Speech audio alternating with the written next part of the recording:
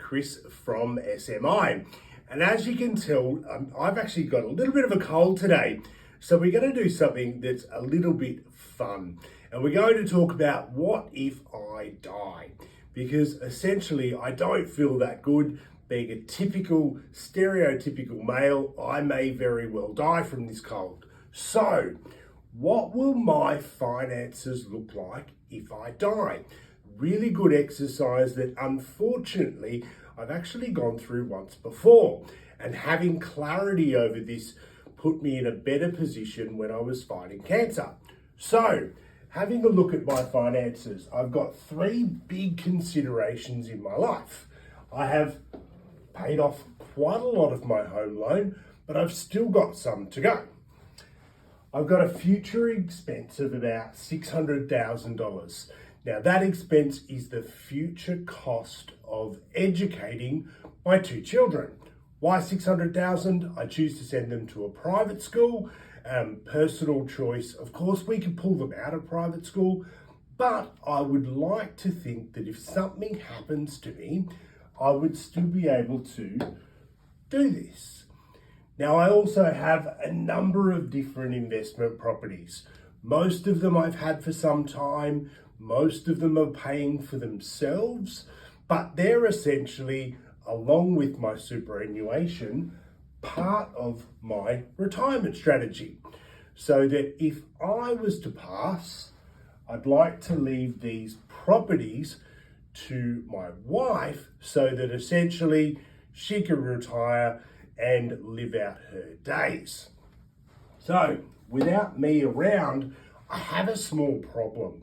I haven't paid down enough of my investment properties so that my wife can live the rest of her life and so that she can fund my future expenses.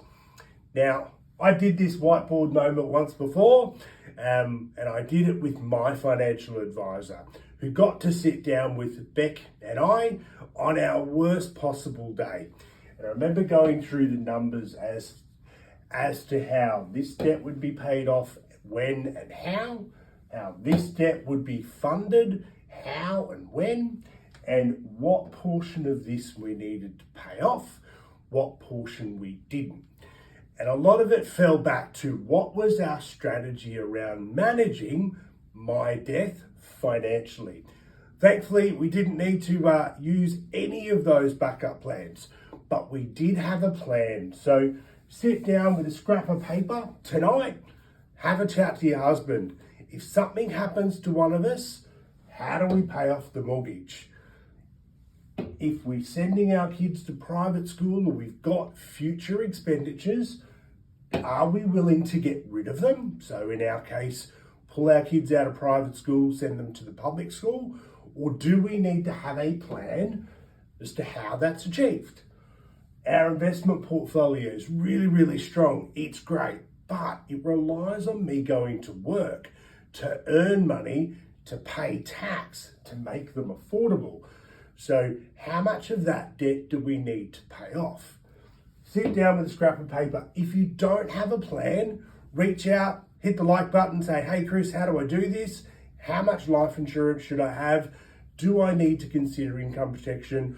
Or in my case, thankfully, I had a lot of trauma insurance, which gave me a lump sum of money on my diagnosis of cancer. Big thanks to BT for paying that out in about a month before I had my second surgery. Hope you found this helpful. Hope I feel better soon, and I will talk to you soon.